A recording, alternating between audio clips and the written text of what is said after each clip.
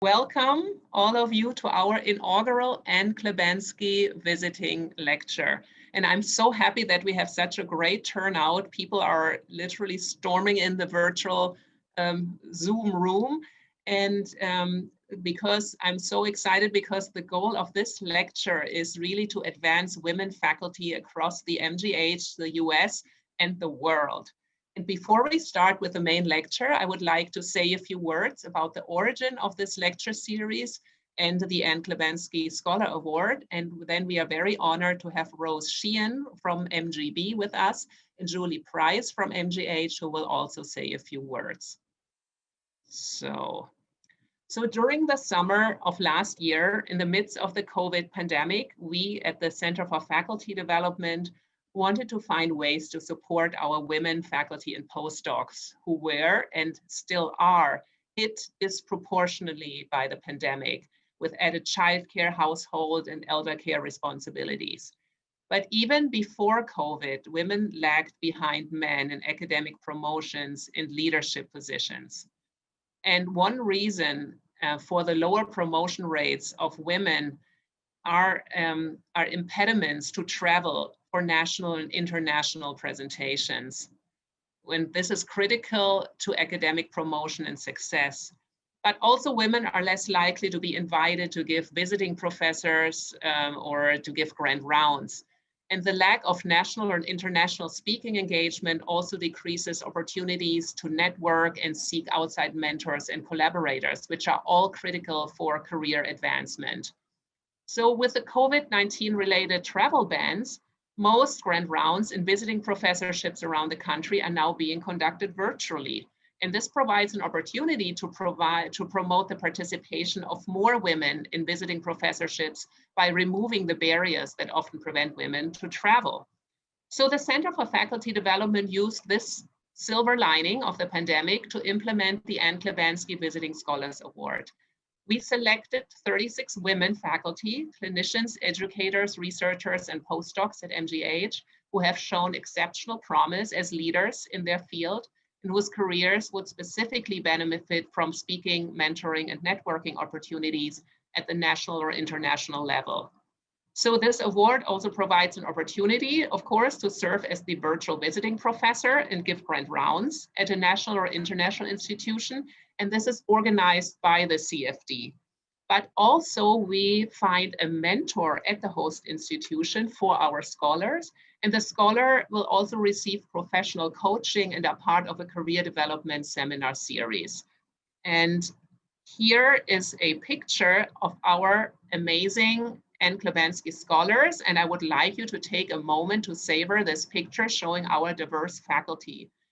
And what I also want to show are the people who are actually facilitating all these lectures. So here are the pictures of our Anne Klibanski Scholar champions who helped to arrange the speaking engagement, and without them, the program would not be possible.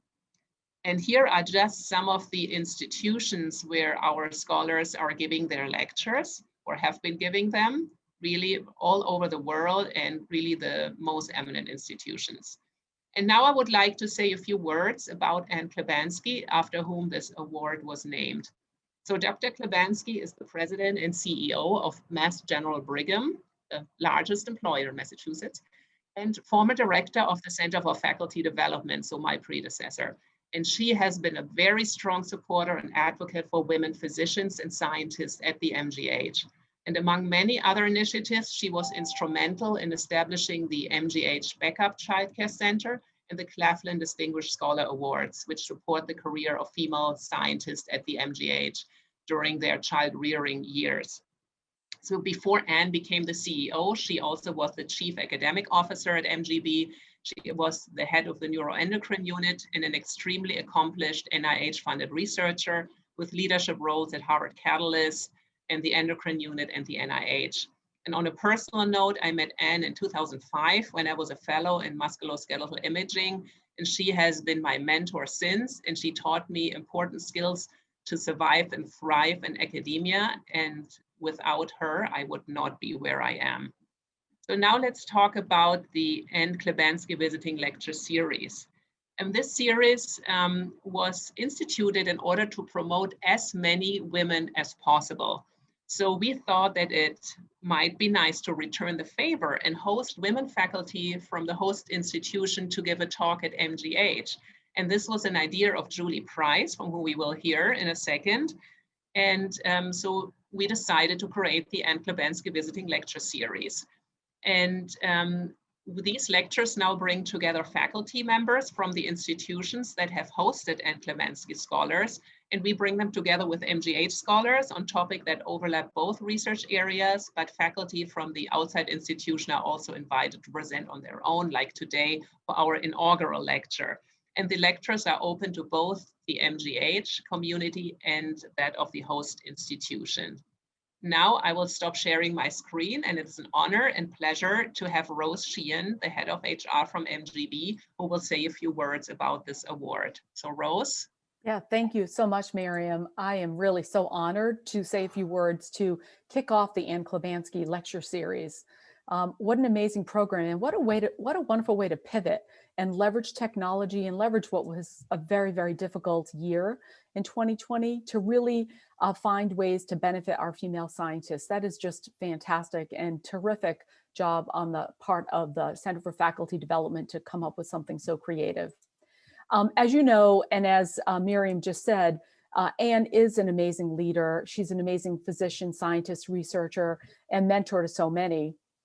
And I am so lucky to be able to work almost every day with her and to watch how she leads. And honestly, I learn from her every single day and in every single interaction. In fact, over the weekend, I was asking her how she remains so unflappable and so cool, even in the midst of very difficult situations. And she was just giving me really great advice. So I, like you, Miriam, am so thankful to have Anne as a mentor. I do want to congratulate you, Miriam, and the entire Center for Faculty Development for developing this wonderful program and series, and to highlight and advance the careers of women. I am so incredibly proud of our female physician scientists. I honestly am in awe of the way that you balance all the many professional demands of your clinical work, your teaching, and then focusing on all your scientific aspirations. It's quite remarkable and incredible. And in my role as the Chief Human Resource Officer for Mass General Brigham, I consider one of my top responsibilities to advance the careers of women across our system. And I really do look forward to finding ways to continue to partner with Miriam on these important initiatives. Today's program looks amazing. I wish I could stay. I'm fascinated by the topic, but welcome to our visiting scholar, Dr. Gonzalez. And Miriam, thank you so much for inviting me to just say a few words. Today really is an honor. Thank you so much, Rose. Now I'm very, very honored and happy to introduce Julie Price, one of my colleagues in radiology and good friends. So Julie, please, if this was your idea, it would be great if you could say a few words as well. Oh, well, I'm very honored to be here. I just wanted to also thank you, Miriam, for your efforts and the center's efforts to create this program. To support women's careers during the challenging pandemic time, and also to Dr. Klebansky.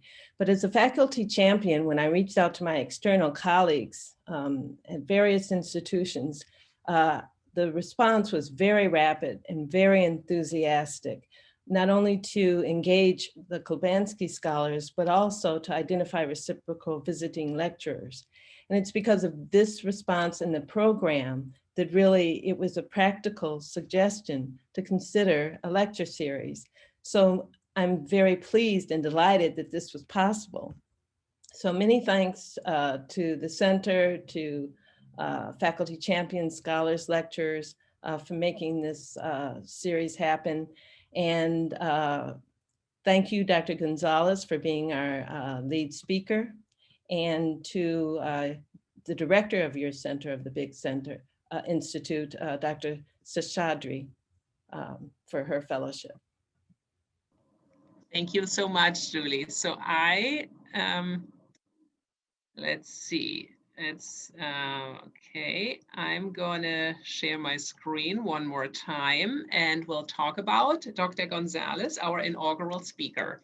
So Mitzi Gonzales is an assistant professor in the Glenn Biggs Institute for Alzheimer's and Neurodegenerative Disease in the Department of Neurology at UT Health San Antonio. She is a board-certified clinical neuropsychologist and earned her PhD in clinical psychology from the University of Texas at Austin. Then she completed her predoctoral internship at the University of Illinois at Chicago and postdoctoral fellowship in clinical neuropsychology at the VA Northern California healthcare system. And her research broadly focuses on identifying mechanisms and biomarkers of advanced age-related cognitive decline and dementia in effort to aid timely diagnosis, prevent progression, and advance treatment discovery. And her research leverages clinical neuropsychology, structural and functional neuroimaging, and geroscience approaches. And the primary aim is to understand the underlying mechanisms linking biological aging with increased dementia incidence and develop interventions that slow the rate of cognitive decline. So I will stop share my screen, and now it's a great, great honor and pleasure to introduce Dr. Gonzalez. And Mitzi, please take it away. Thank you so much for that warm introduction, and I really appreciate everybody for having me today, Dr. Price for facilitating this connection. I feel very, very honored and humbled to be the inaugural speaker at this event, so thank you all. So today I'm going to be presenting on some research, and I actually think that this is a really perfect thing for me to talk about today because the field of geroscience and Alzheimer's disease was something that I didn't really understand or wasn't really involved with until I joined as faculty at UT Health San Antonio. And it was really through a partnership and a collaboration with another female researcher that I really entered this field. So I think it's a really nice thing to present.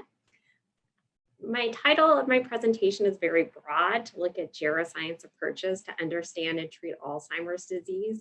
Because of the time, I think I might have to scale it back a little bit. When I started making the slides, I realized I got really excited. So I'm going to focus specifically on cellular senescence, one type of mechanism that we're targeting here at the university. And maybe in the future, we'll do another lecture on a different target of aging mechanisms for Alzheimer's disease. All right. So no disclosures, although I am very grateful for the institution. I've received a ton of support for this work, so very, very grateful. This is my outline. It's a little bit ambitious. We'll see how much we can get through. I really want to leave time for questions because that's so important. But I'm going to start with a little bit of an introduction about the biology of aging and Alzheimer's disease and how they might be interlinked. I'm then going to talk about cellular senescence as a possible mechanism linking together aging and neurodegenerative disease. I'm going to spend a few minutes talking about cellular senescence in the brain across different types of brain cells. I'm then going to talk about treatments for senescence. And then review a little bit of clinical trial data on senolytic therapy for other age-related conditions. And then if we have time, we'll go over some of the preclinical trials that have been done in the field of Alzheimer's disease, as well as a little bit of an overview of the small pilot clinical trial that we're getting off the ground here at UT Health San Antonio. So as many people know, Alzheimer's disease is rapidly becoming a very significant global epidemic, and it has no disease modifying therapies. So there really is a need to try different therapeutic targets to see if we might be able to make some progress. One of the things that we know is that aging and Alzheimer's disease are very interlinked. And that just comes from even just the most basic population studies. So if you look at the people who have been diagnosed with Alzheimer's disease, you see that only a very small portion of those individuals are less than 65 years of age. And typically when people are diagnosed younger, there tends to be a stronger genetic component to it. Whereas you can see with this pie, you get increasing proportions of older people diagnosed with Alzheimer's disease, with some evidence that it might kind of curtail a little bit once people enter their 80s as mixed pathologies become more common. And one of the things that has been really exciting over the past several years is a better understanding of the mechanisms that might be contributing to neurodegenerative disease. And there was a lot of excitement when GWAS studies started coming out that we were going to be able to really identify what is the genetic cause of Alzheimer's disease? And there's been a lot of progress that's been made, a lot of small polymorphisms that have been associated with Alzheimer's disease. But if you look at them, each one only counts for a really small percentage of the variance and risk.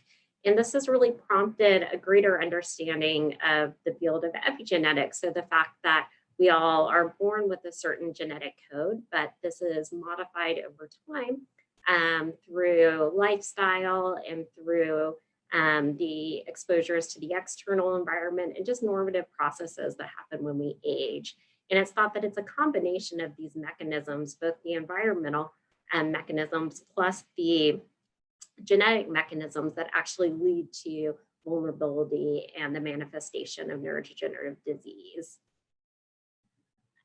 And something that the field is embraced now is the fact that Alzheimer's disease is very complex. It's very multifactorial. There is no one single cause.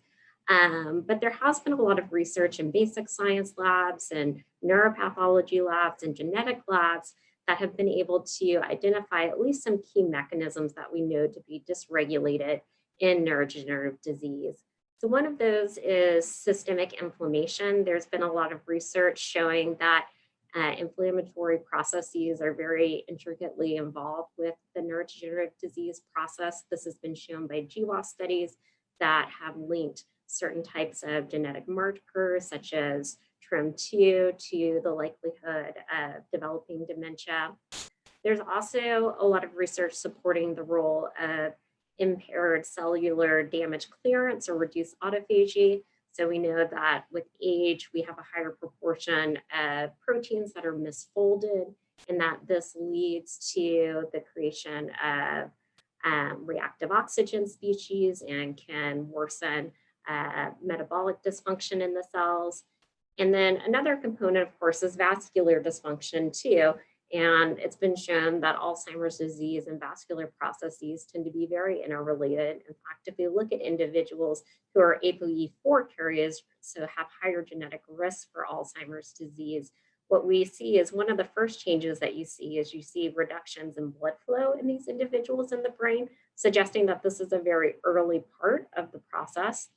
And of course, all of these three factors are not independent. They all interact, and it's thought that these pathways and others are what ultimately lead to the neuronal death and the dysfunction and the manifestation of dementia. And one of the things that's really kind of fascinating is there's also been a lot of progress made in the field of geroscience, trying to understand what is driving the biology of aging. Why is it that we age and all of our organs start functioning a little bit differently with time?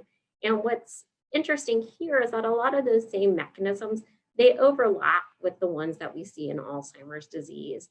And as I mentioned, I'm just going to focus on one today and kind of hone in a little bit more depth. So we're going to talk about cellular senescence, which is a really exciting field in geroscience in general, and also has some exciting potential for new therapeutic discovery in Alzheimer's disease. So cellular senescence is a pretty complex process that's been characterized over time. So it's been shown that stressors, and these stressors can be things that are internal to the cell, so things like DNA damage, or external damage as well through cytokines or radiation, that this can induce permanent changes in the cell itself. And there's really kind of two hallmark characteristics of senescent cells. So one thing that you see is that they undergo this permanent cell cycle arrest. So they're no longer able to replicate. At the same time, another unique feature is the fact that they're very resistant to apoptosis. So they don't seem to clear very easily. And it's thought that this is a process that occurs through multiple molecular mediators, and it leads to a lot of changes in the cell itself. So you see changes in the morphology of the cell and the fact that the cytokine skeleton changes, and it leads to this kind of flattened, irregular shape of the cell. You also see more DNA damage. You see metabolic changes. You see changes in the mitochondrial network. So a lot of changes in the cell itself. And another thing that occurs is the production of the senescence-associated secretory phenotype, or SAS. This doesn't happen in all senescent cells. It's estimated that it happens in about 30 to 70% of senescent cells, just depending on the type of tissue that you're looking at. And the SAS is basically a secretome. So it secretes a lot of factors like growth factors and cytokines and chemokines, which are toxic to the cellular environment. And what's really interesting is it's thought that this is really the mechanism by which senescence spreads throughout the body, so that the SAS itself actually becomes the stressor that then induces the other cells nearby to adopt the senescence phenotype and also become dysregulated. And if you get enough dysregulated cells, you're going to have malfunctioning of organs and tissues. And this has been shown very eloquently in basic science and preclinical studies. There was a study that was done where they transported senescent cells to an otherwise kind of healthy functional mouse. And the number of senescent cells that they transplanted were such that about 1 out of every 10,000 cells would be senescent when they transferred the cells over. And what they found was that in a period of about 2 months, this mouse went from being very functional and active to having a lot of difficulty with mobility, seeming to suggest that these senescent cells actually spread and were inducing more widespread damage. And again, this kind of just covers the same principle that if you have a young animal, it's going to have very few senescent cells, it's going to have healthy tissue and organ functioning. But with kind of advanced biological aging, you have more stressors, more senescent cells, and that this leads to dysfunction. But they've shown in studies that if you actually ablate or clear these senescent cells, that you see functional improvement in these animal models. And this has kind of led to the exciting kind of framework about how this might be applicable to Alzheimer's disease. So we know that with normal aging, there's changes in the brain that we see, that the brain kind of shrinks a little bit, that it tends to accumulate more neuropathological proteins of white matter damage as we age. And we see the same thing in Alzheimer's disease, but it's much, much more accelerated, suggesting that perhaps Alzheimer's disease is an acceleration of some of the changes that we see in normative aging. And there was a really nice review article that came out not too long ago where they were discussing how senescence might be involved in both normal aging and more kind of pathological cognitive aging. So in the kind of space of kind of normal healthy aging, you do have these changes in homeostatic function. So you have an increase in oxidative stress and DNA damage, of course, with aging, that this can lead to cellular damage. And the cellular damage itself is what prompts the senescence. And in some ways, this can be beneficial because it triggers an immune response. And if you can get that under control, that's beneficial. But if these senescent cells aren't cleared over time, it might lead to chronic inflammation. And this might contribute to some of the synaptic loss and lead to some mild changes in cognition. In the case of Alzheimer's disease, there's kind of been 2 theories that have been put forth in the literature. And one is that the proteinopathy, or the abnormal protein kind of accumulation in the brain, is what's driving senescence. So it's been shown that, of course, there's going to be just changes over time that then lead to these proteinopathies building up, the amyloid beta, tau, alpha synuclein. And it's this abnormal protein folding which the cells are responding to, becoming senescence, then inducing more DNA damage, oxidative stress, and that this leads to more advanced brain atrophy and cognitive impairment. On the other hand, there's also been a proposal that maybe it's actually the senescence itself that's driving the abnormal protein accumulation. And perhaps the brain is experiencing normal age-related changes. So there's some more DNA damage, there's more reactive oxygen species, perhaps some genetic risks that make an individual more susceptible to these things, and that this leads to senescence. And it's these malfunctioning senescent cells that might actually be driving the abnormal protein accumulation, which then leads to other cascades happening and further cognitive decline. And, in all likelihood, like everything, it's probably the case that these 2 things are not mutually exclusive of one another. But there's some really nice data, which I'll review in the animal literature, which does seem to suggest that senescence might actually be, at least in some cases in animal models, a driver of neurodegenerative disease. I'm going to briefly go over some of the literature which highlights the role of cellular senescence in the brain. And cellular senescence has been identified in most cell types in the brain. So I'll kind of go through them just briefly one by one. So microglia, of course, they're kind of considered the immune surveillance cells of the central nervous system. They are in regular communication with the neurons. They help secrete neurotropic factors, and they're constantly looking out, making sure that there's no kind of inflammation or damage that needs to be attended to. So that's kind of the normal situation. But what can happen is you can also have neurons that start becoming damaged or dying.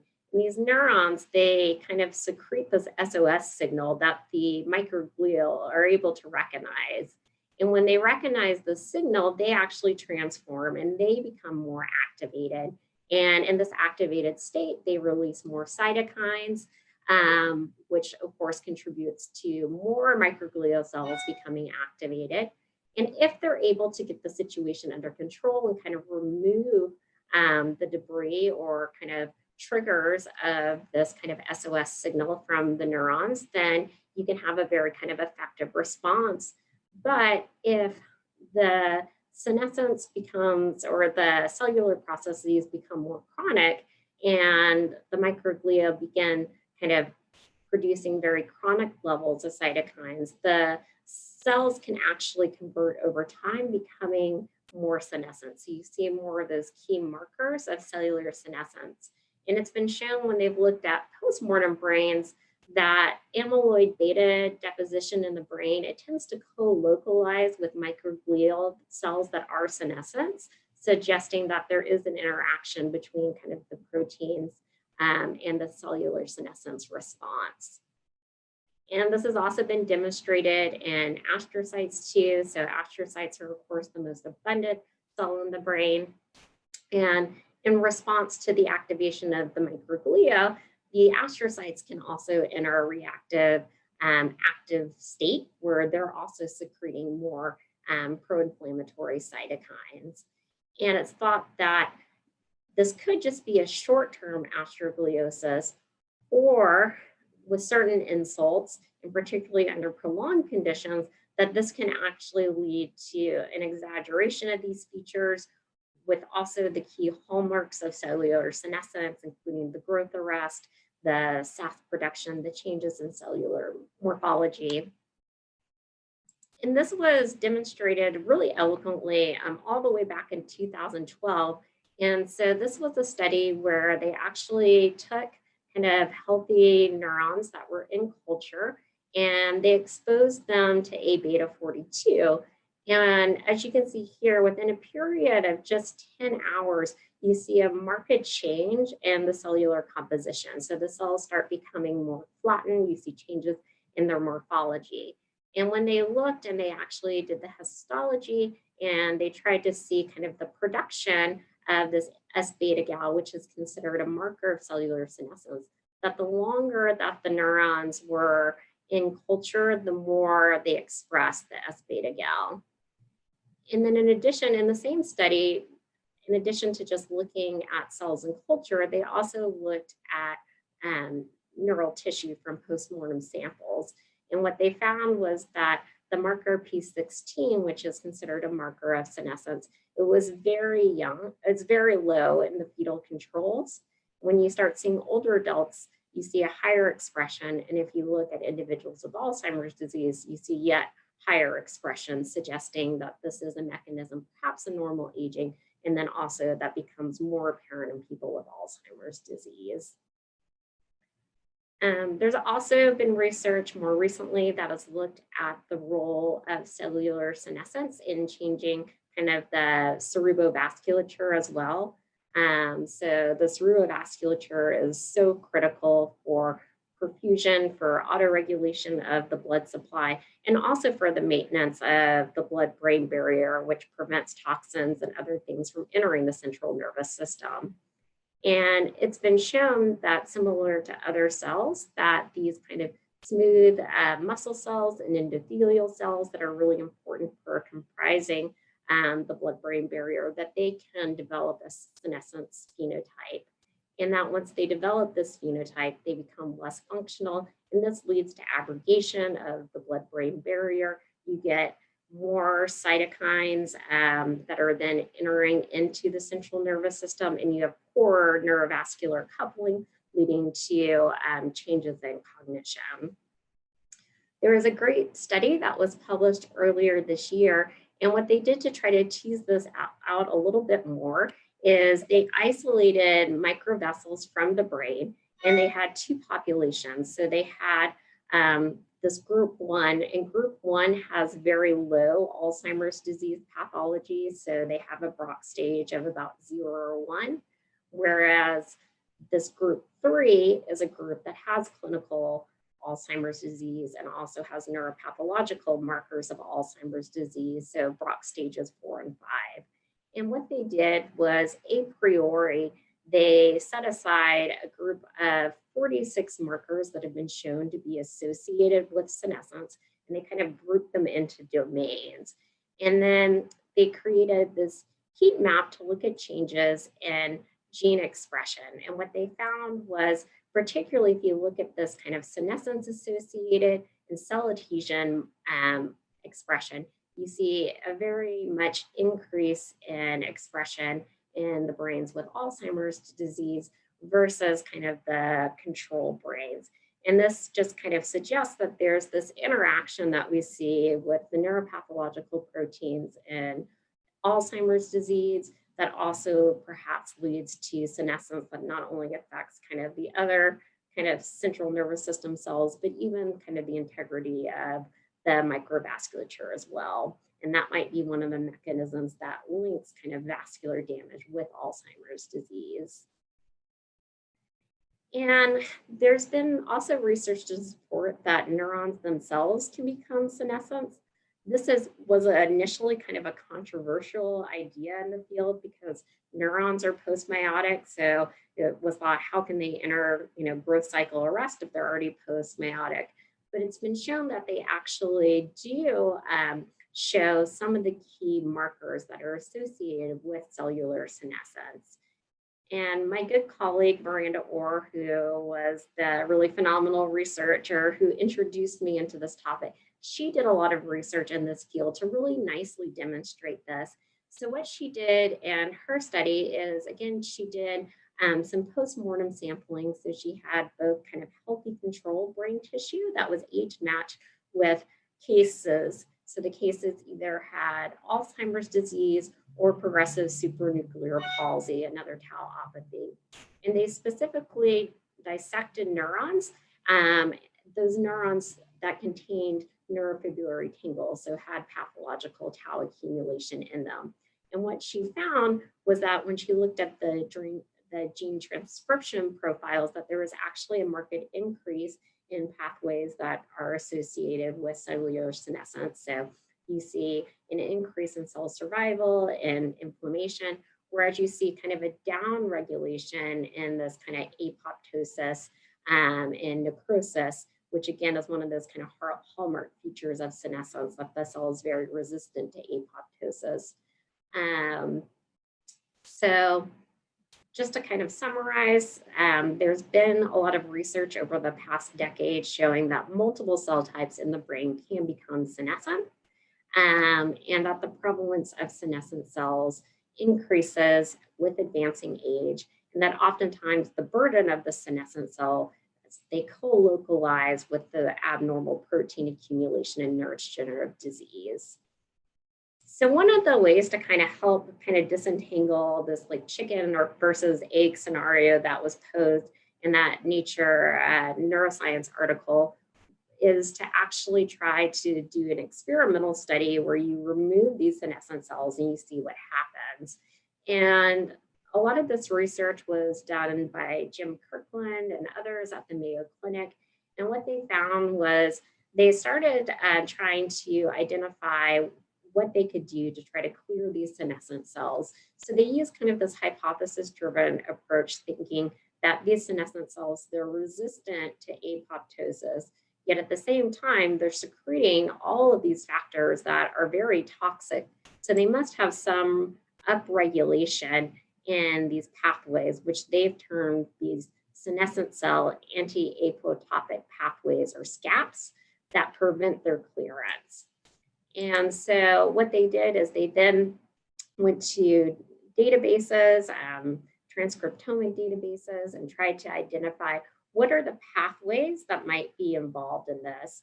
And they found 5 kind of main pathways that they thought might be a mechanism that's contributing to this resistance to apoptosis. And then they used RNA interference to selectively block these pathways.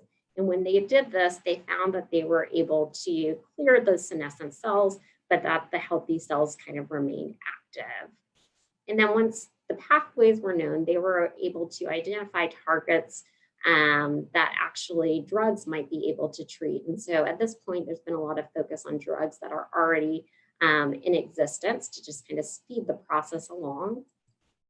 And it's thought that if you can have medications or pharmacological agents that are able to target multiple pathways, that you'll probably see the largest clearance of senescent cells. And for this reason, the combination of dasatinib and quercetin have been one of the most robustly studied combination of senolytic agents, because if you combine them together, they're actually targeting multiple pathways that are thought to be involved in maintaining senescence. So dasatinib itself, it's a tyrosine kinase inhibitor. It's FDA approved for certain types of leukemia. And because it's FDA approved, we have a lot of data on its safety. The most common adverse events are things like fluid retention and GI distress, but it can have more significant complications too. So it can lead to changes in the heart rhythm. It can lead to cardiac events, which is really concerning. And so some of the ways that the field of senescence has tried to move forward is to use this kind of intermittent dosing approach. So actually being able to kind of administer the drugs for a few days and then have the animal or the person, whatever the case may be off the medication. It's been shown that this might be effective because it takes a while for senescent cells to reaccumulate. The other agent is quercetin, and it's a flavonoid and antioxidant. It's naturally occurring in fruits and vegetables. You can buy it off Amazon. And again, so some of the research that really showed that this might be effective was first shown in cellular models. So in this study, what they did was they collected adipose tissue from individuals who were undergoing surgery. And then they either placed those cells with just vehicle or with the dasatinib and the quercetin, the D and Q. And then they waited about 48 hours and then 24 hours after that to be able to assay for markers of cellular senescence and also the SAS. And when they did this, they found that there was a marked reduction in those sort of key senescent markers and also SAS markers in the cells that were placed with D and Q, but not those that were placed with vehicle. And it was found too, when they looked at the multiplex assays, that there was less production of these cytokines that have been associated with the SAS2 in the D and Q treated condition versus the vehicle condition. And in the same paper, they kind of extended this and showed its translational, perhaps beneficial properties by treating mice. And these are mice that were 20 months of age when they started treatment. So this is an old mice. This is equivalent to a mouse that's probably about 70 years old in human years.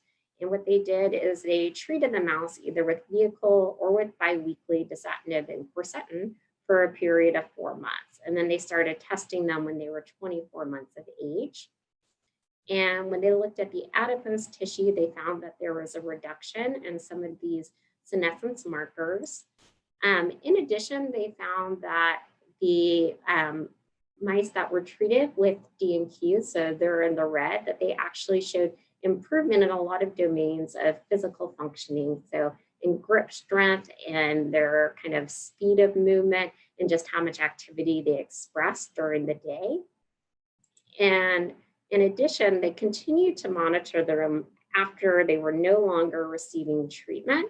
And what they found was that in the case of the vehicle-treated mouse, that it typically died about 140 days later.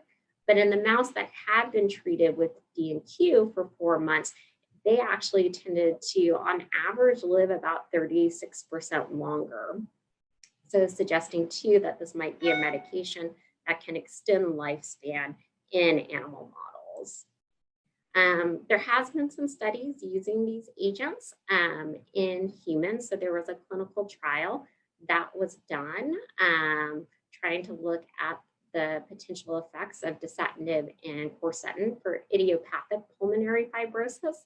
And they were only treated for 3 weeks. So they were on the medication for 3 days and then off for the rest of the week.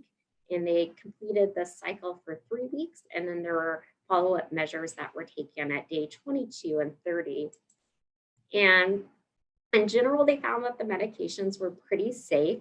There was one serious adverse event that occurred after D&Q completion where someone ended up in the hospital with pneumonia. It's unclear if this was just due to the fact that the person had a chronic lung condition or if there was some interaction with the drug. And unfortunately, there's no control group for the study. It was open label, so we can't really tell kind of how much of this is greater than would be expected based with individuals of these age with this condition. And when they assessed the people who were taking the therapeutic medication pre and post, they didn't find any changes in pulmonary function. And it's thought that this was a really short-term intervention, only 3 weeks. It's possible it wasn't enough time to see changes. We don't really know. But what's notable is that there were significant changes in physical functioning. And it's notable for these group of individuals because they do have this kind of fatally progressive lung disease. So again, a very, very, very small open label study. We can't draw too much from it, but at least there was some preliminary data. And there has been, of course, some really exciting research suggesting that Cinelytics might actually be beneficial for Alzheimer's disease. And again, this is work that was led by my colleague, Miranda Orr. And so what she did in her study is she had both control mice and then also mice that were tau transgenic. So they were administered treatment, either vehicle or D&Q for 12 weeks. At the beginning of treatment, these mice were about 20 months of age, so they were quite old. And the tau transgenic mice had really prominent tau expression throughout their brains. And what they found is when they did histology, that not surprisingly, the tau transgenic mice that was treated with vehicle showed a lot of positive staining for tau in the brain, but there was about a 35% reduction in the amount of tau expression in the D&Q treated mice. And then in addition, it was found when they did neuroimaging as well, that you saw in the D&Q treated mice that they had smaller ventricles as compared to the tau positive mice that were just treated with vehicle. They also showed more regulation of the cerebral blood flow, and they showed a lesser extent of white matter pathology, although it didn't quite match the control mice. And that all of these kind of changes that were noted in the central nervous system, they did seem to have an impact on kind of memory performance itself when they looked at novel object recognition. And since that time, there has been kind of validation in other labs suggesting that D&Q or senolytic agents might be helpful for clearing neuropathological protein accumulation.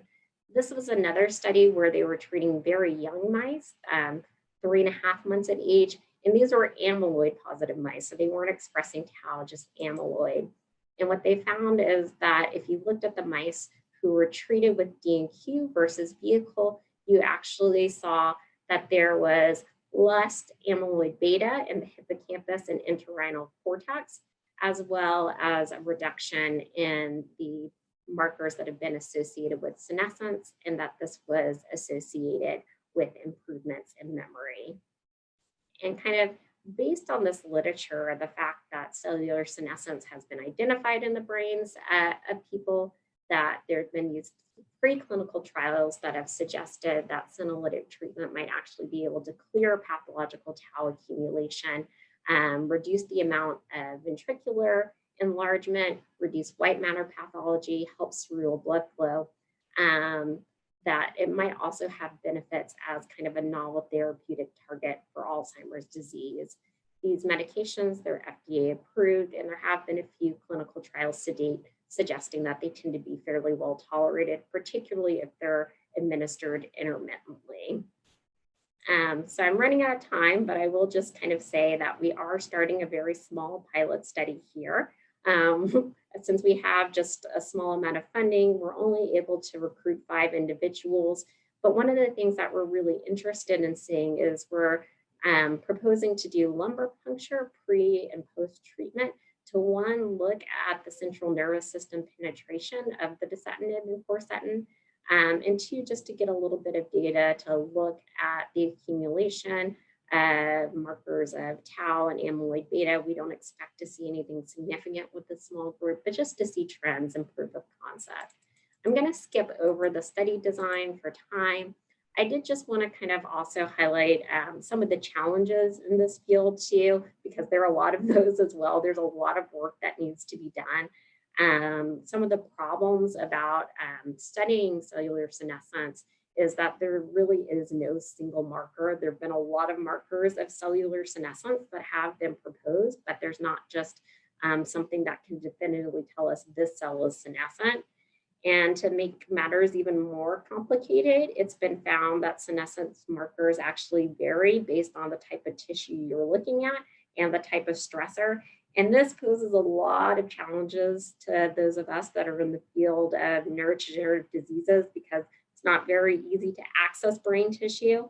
And so we need to be able to validate other methods for identifying senescence in the central nervous system. There's also challenges of really clearly differentiating what is just normal aging, this normal kind of change in, reactive oxygen species and inflammatory cytokines that we see in normal aging versus what is cellular senescence. And then there's just a lack of data that's actually been done in vivo models to really guide us. So it's an exciting field, but there are a lot of challenges. So if you're interested, there's plenty of work to be done, opportunities for collaboration. I have my email address up. So if you have questions, ideas for other studies, I'd love to hear it.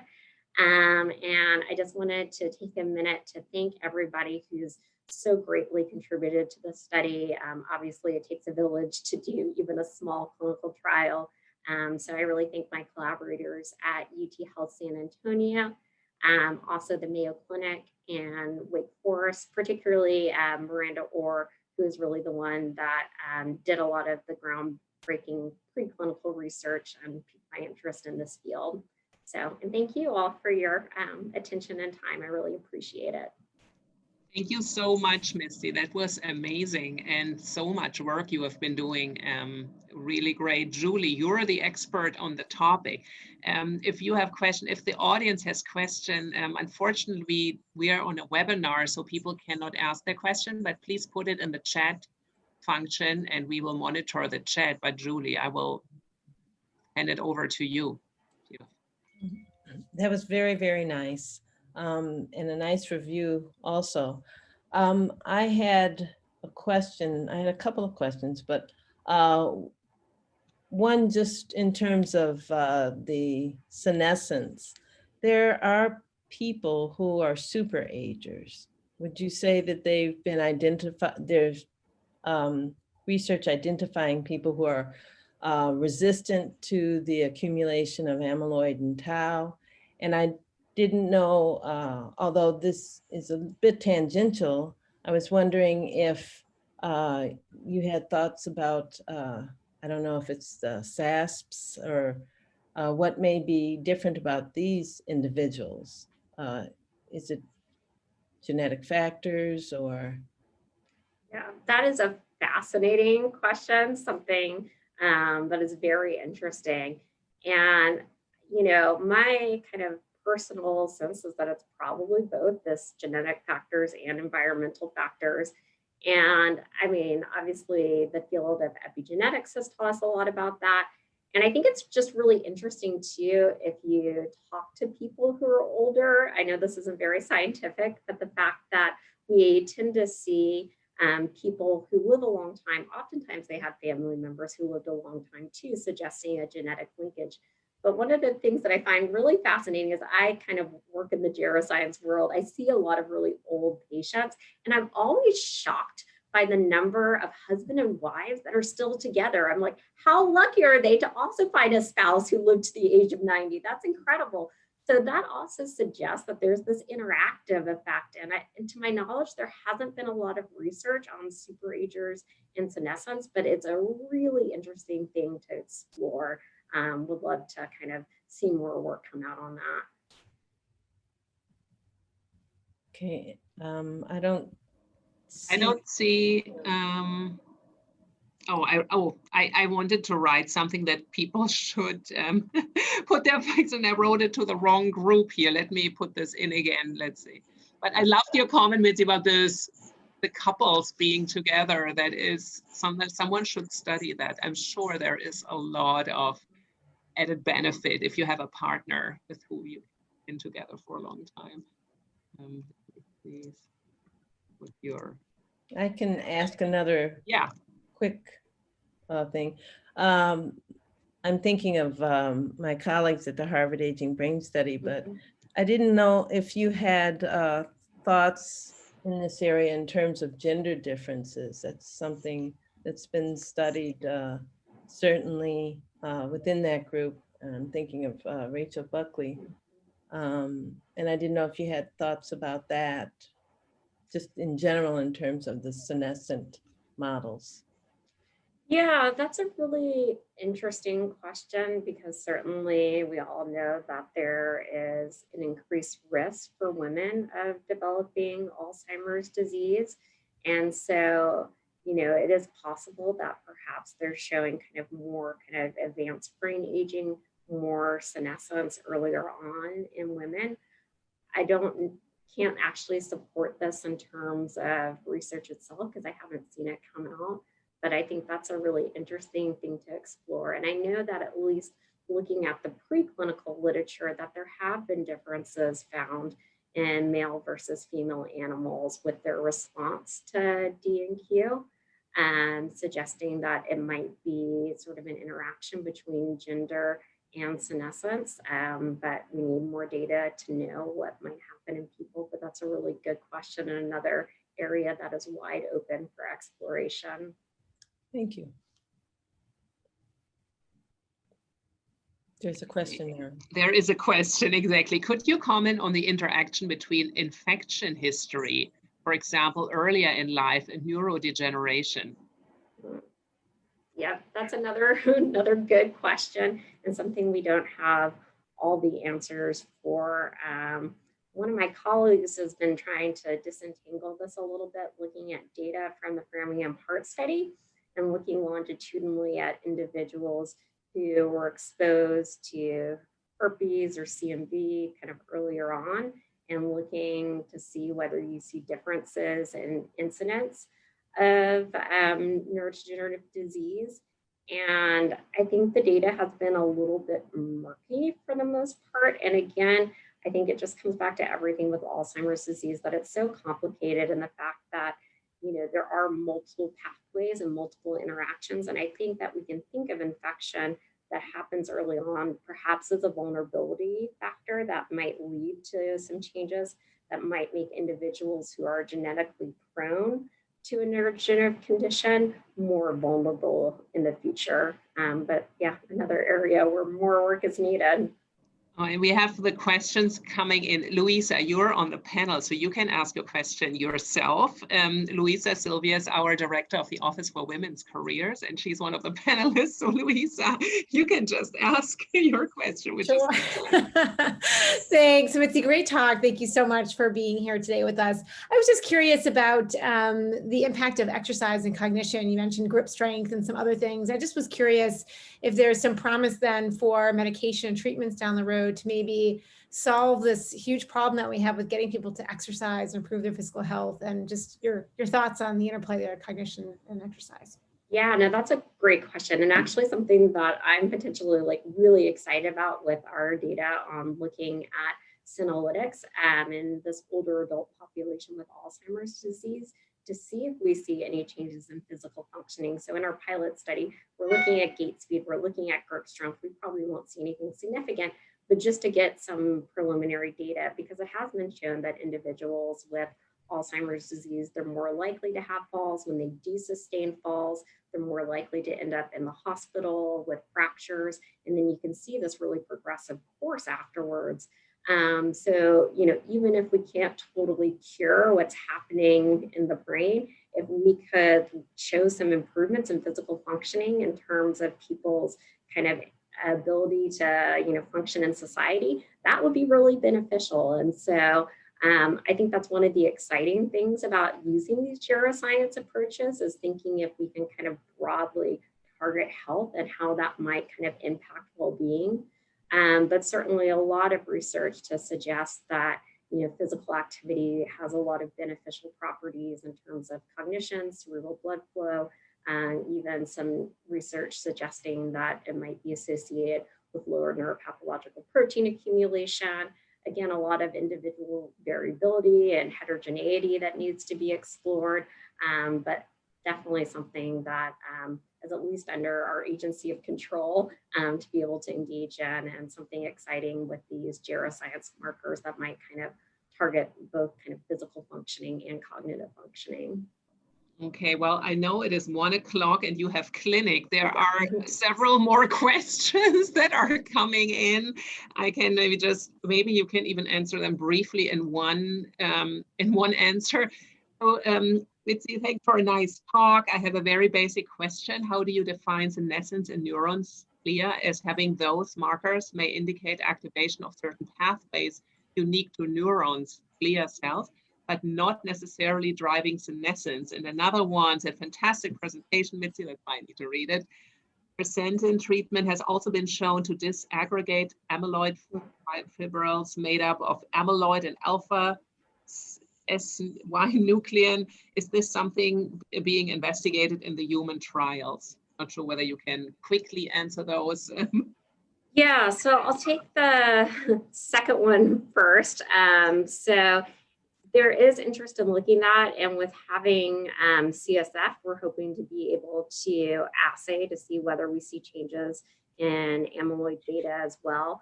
The Mayo Clinic is also launching a study looking at Cinelytics for the treatment of Alzheimer's disease. So hopefully we'll have some more data coming out in the next few months to a year. And then the question about defining senescence, that is a big challenge. It's a challenge for the field in general.